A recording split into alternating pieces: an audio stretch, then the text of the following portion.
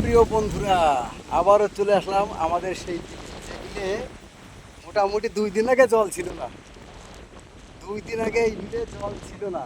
তো দেখো বন্ধুরা, 3 দিন আগে 3 দিনের বৃষ্টিতে দেখো অবস্থা। জলে দেখো, জলে পুরো থই থই থই থই করছে। দেখো জলটা দেখো বন্ধুরা, জলে দেখো কি অবস্থা করেছে। ওই দিক থেকে মনে হয় বন্যা হয়ে যাচ্ছে, এত জল আসছে। দেখো জলটা দেখো বন্ধুরা, জলটা দেখো। দেখো ভাবছিলাম ভিডিও বানাবো না এই দিকটা, কিন্তু এই এত সুন্দর ভিউটা দেখো। নিম্নচাপের যে মেঘটা কি সুন্দর ভেসে ভেসে আসছে দেখো বন্ধুরা।